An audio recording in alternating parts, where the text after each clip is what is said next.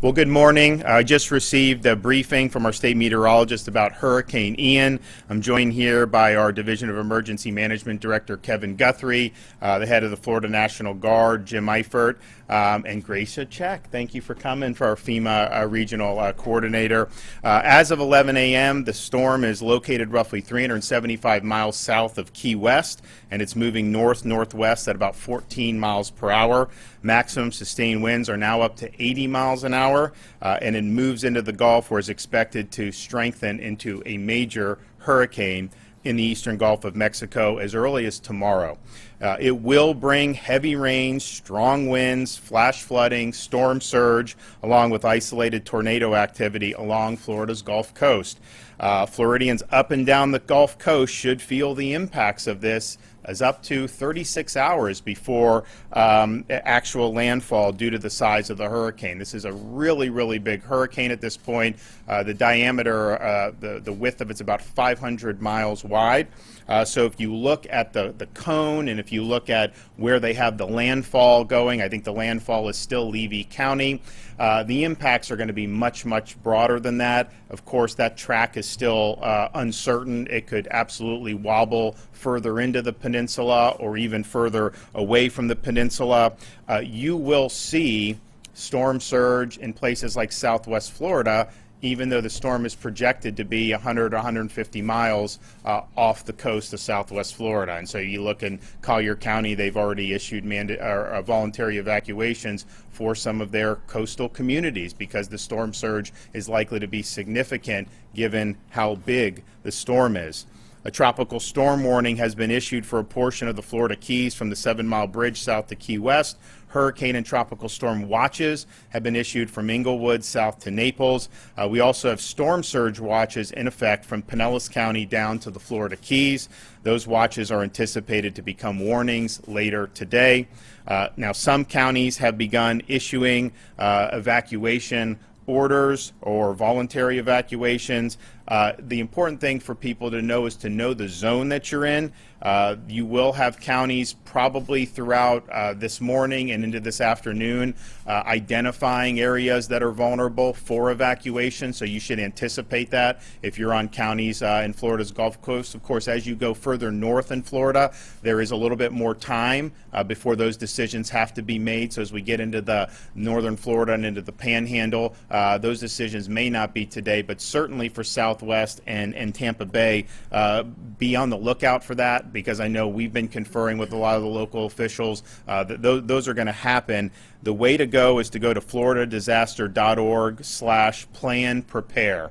floridadisaster.org/plan-prepare. That will be able to allow you to look to see whether you are in an evacuation zone. And so if they do call for an evacuation of, say, Zone A, and you're in Zone A, then you know that, and you can take the appropriate action.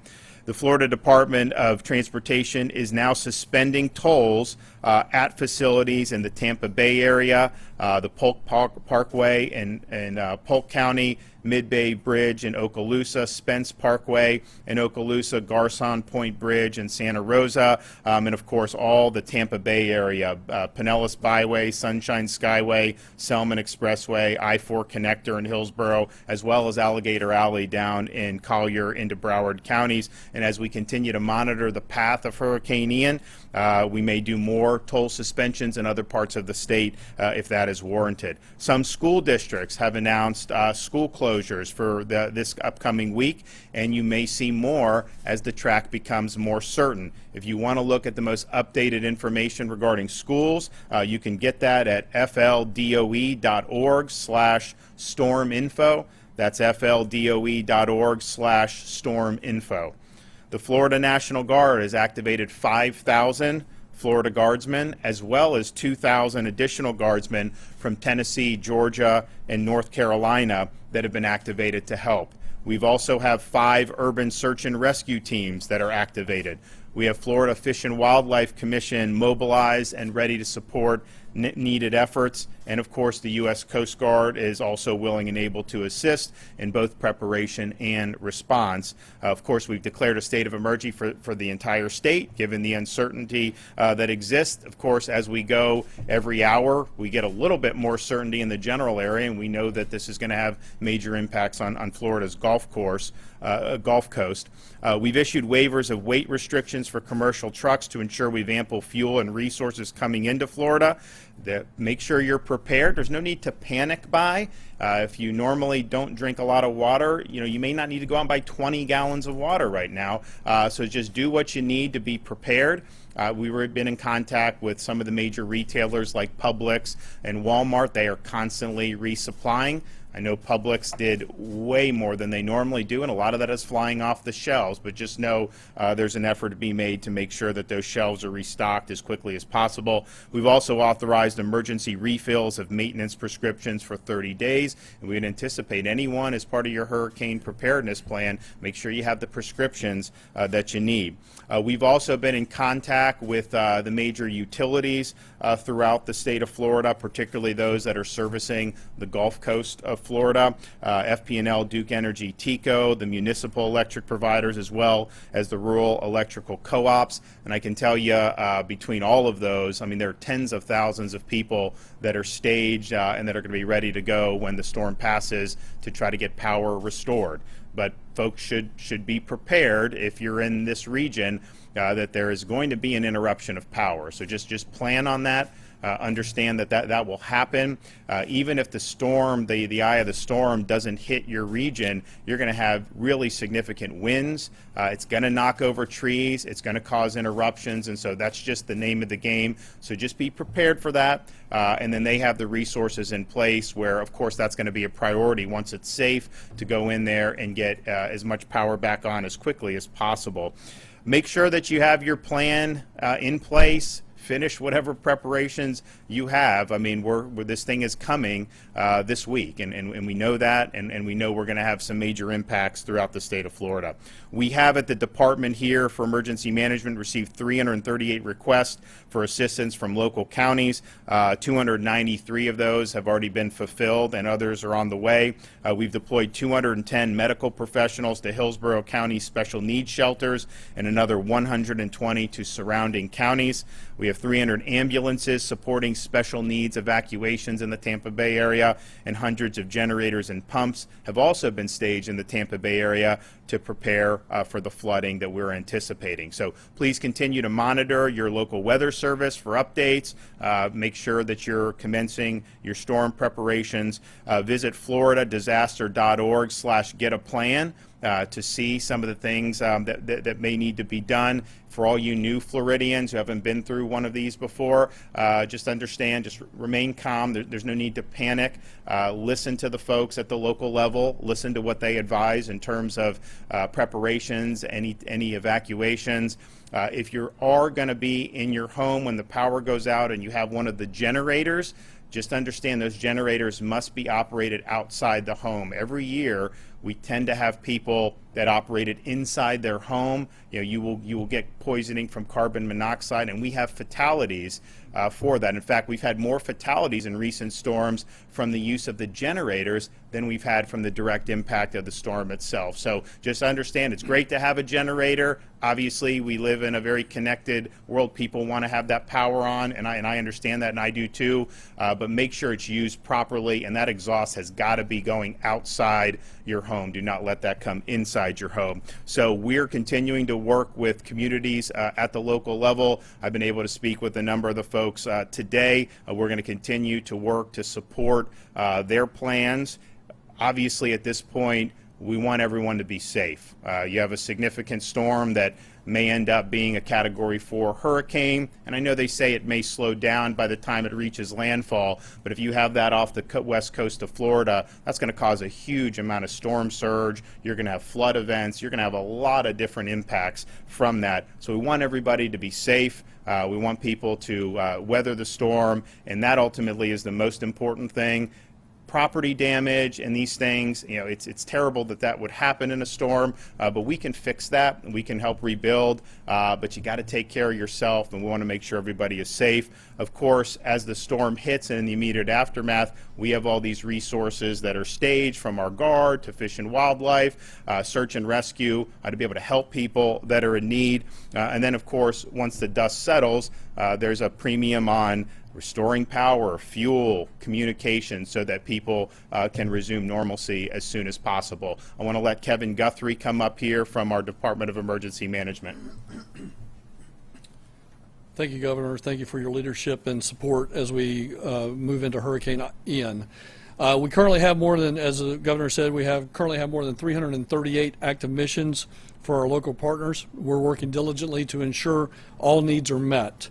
Some of those needs, need to understand, we're not going to get them to the counties before landfall. That's typically an issue where they've asked for water or food, but they have no place to house it. We cannot leave a semi-trailer just sitting in a parking lot with 110, 120 mile an hour winds. So that is the discrepancy between the number of missions that we have filled and the number of missions that we are responding to. So if that should come up. This includes providing meals, waters, ambulance strike teams, oxygen, technical communications statewide. We have deployed several hundred shelter support staff, as the Governor has already mentioned. We have also set up 2 logistical staging areas to provide immediate direct assistance after the storm's landfall. We will be operating one of those on the east side of the storm and one of those on the west side of the storm. We know that for many Floridians, this may be their first hurricane experience. As the Governor said, do not panic. There is still time to get your preparations in order and safely evacuate if necessary. Remember to make a plan that works best for your family and business, and include your children, pets, and seniors that you care for in your disaster preparedness plans. Know if you live in an evacuation zone. You can visit floridadisaster.org/KNOW or Plan Prepare to input your address and determine if you live in an evacuation zone. Evacuation zones are designated as zones A through F, with A generally being the most vulnerable and most likely to be evacuated first.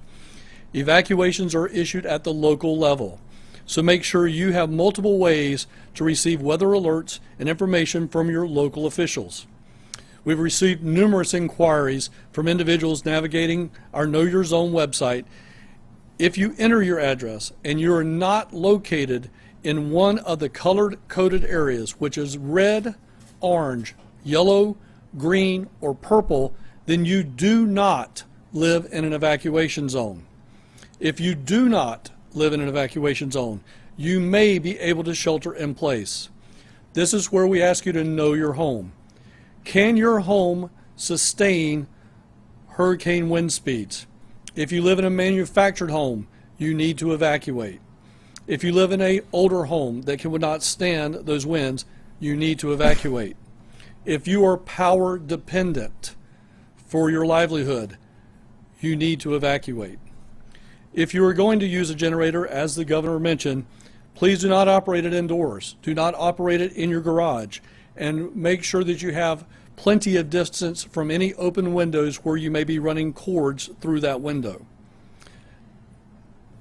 For more updates in your area, remember to follow your local county emergency management agency and other public safety offices on social media, and you can always follow us on Facebook or on Twitter at FLCERT. Thank you, Governor. Okay. Jim? Sure. Good morning. The Florida National Guard is fully engaged with every resource we have available to bring to bear on the problem. We have also been in constant contact with our neighboring states, primarily Georgia, Tennessee, Kentucky, Louisiana, have all responded with promptness to be able to provide additional resources as we find gaps and seams in our own ability to respond for the citizens of Florida. So I couldn't be happier and more appreciative of our neighboring states being willing to provide those resources to us, and some of them are actually already even starting to move so that we can have them in place when we need them. We're also assessing constantly the location and path of the storm and repositioning and pre-positioning our resources and our people to be able to most immediately and effectively respond once the landfall has passed. So we're here, we're ready, we're excited about the opportunity to continue to serve our citizens in Florida. Thank you. Okay, any questions? Governor, considering the fragility of the insurance market, do you have concerns about how insurers are going to fare here, and what can the state do about it? Well, obviously, I mean, we just did a special session. We put $2 billion into a fund to provide a backstop. It kept a lot of them from going out of business, and this is a problem that we're going to continue to tackle. Clearly, there's other things legislatively I would like to see done. I think we will get that done soon, but this is something that we will respond to. First of all, we're a strong state. We've got a huge amount of financial wherewithal right now, so we'll be able to get through it. But if you're asking would I rather not have had a storm hit us, the answer is yes. Clarify, is this going to be a storm sort of where Irma was like 400 miles wide and was able to almost hit both sides of both coasts at the same time? This sounds like it might actually be bigger. Are we going to, with that said, what sort of challenges is DM going to face with logistics? Because I think it used to have the warehouse in Orlando, but I think there are plans to change that. So the answer is I mean, I think we've said, I mean, you could have impacts in southeast Florida, flooding, that's absolutely could happen. You could see impacts on the east coast of Florida farther up, for sure. I mean, I think people should anticipate that. You know, the further off the coast it is, obviously that is beneficial for us in that respect. There's still a little bit uncertainty on the exact track that's been taken. I think we're going to know a lot more as it gets even and past Cuba, and then at that point I think we're going to have a pretty good sense of what's going on. But this has really developed into a really big storm, and that means just the impacts are going to be far and wide. I mean, the fact that you're looking at, if you look at the current track, how far off Naples it will be when it gets parallel to Naples, yet you're going to see major storm surge even that far off the coast, to have the eye of the storm that far off the coast. So I think that's indicative of what we're dealing with here. In the past, we've seen major traffic buildup from mass evacuations. Is that a concern this time? Of course. I mean, when you have millions of people in a metro area, you no matter how it's done, you're going to have traffic. I mean, that's just the reality. We've suspended the tolls to try to help get that going better. I do think because the counties have been engaged in this early.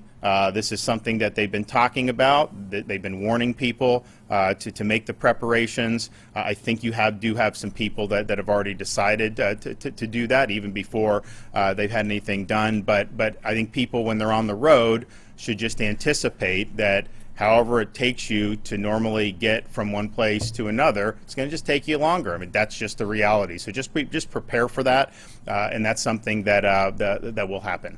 How are we feeling about the fuel situation in the state? Because I know there are some parts of Tampa that are concerned that gas stations are already running out. So they're constantly resupplying the fuel, and there have been some, but I think, Kevin, by and large, I mean, it's getting resupplied in good order. There's no need to panic buy fuel.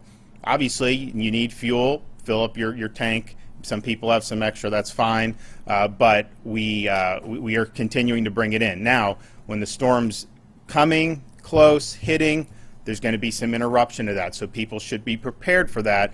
We do have contracts with folks that can bring some fuel in if necessary, and we'll have to see whether that is the case. We've not had to do that, I don't think, in the past, but we do have the capability to do that if the storm hits. You have a need for fuel, normal supply isn't getting there, we could tap some of these contracts that we have here. So people should just be prepared for, there will likely be some interruption of fuel at some point, and the goal is to minimize that and keep that as small as possible. How are the ports going to operate? I know a lot of our fuel comes in from the ports, so how are the ports preparing for this? Well, I think Kevin can talk, but obviously, I mean, that's going to be an issue. So, Rick, we're on the ports. We know we're going to not lose, but we're going to have to shut down Port of Tampa, based on this scenario.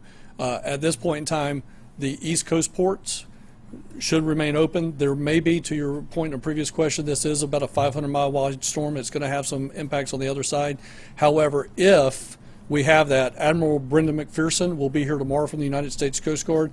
He is already preparing to expedite the opening of those ports and get them back open so we can get that in there. But right now, all ports are open and we're still taking fuel into the state so that we can get ourselves topped off. We still have like Bay Bridge, you can bring stuff in for. Yes, Bay Bridge is still open. General, have you requested permission to mobilize unvaccinated guardsmen? And could you talk about the impact of having nearly 10% of your force sidelined because of the military vaccine mandate for your planning and readiness? The vaccine mandate does not impact our ability to bring people in on state active duty.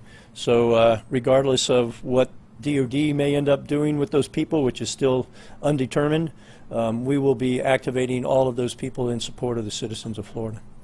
Governor, or perhaps Director Guthrie, because the track seems like it'll be spinning out for several 48 hours, like off the coast of Florida, are onto us. Should people who are evacuating be prepared to stay for quite a much longer period of time than might have been used to previous storms and not return before it's necessary? So, you know, I'm going to give kudos to Monroe County after Hurricane Irma.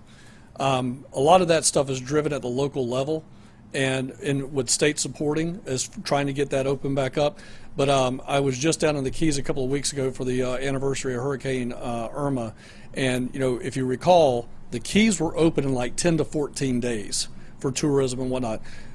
We need to look at them, or we need to use them as a best case example and start looking at lessons learned for all communities across the state of Florida to get those roads open, and let's get people back in here and let us get them back to work. Let's get them back to tourism, which is, you know, what we need to do. I don't believe we're going to run into a situation where we just cannot get certain things back up and running. That is going to be our number one priority.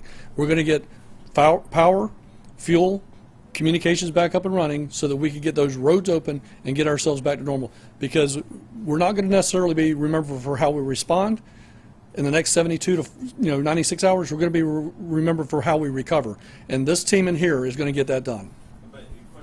One thing too, though, is that just, I mean, if you look at something like Tampa Bay, very vulnerable area, you could see significant flooding. So the initial, response once the storm hits, assuming that you have bridges that are out of commission and other difficulties in even accessing the peninsula, Kevin has Chinook helicopters, and they will be bringing in supplies via helo and dropping those off at probably the St. Pete Clearwater Airport, I would imagine, and doing that.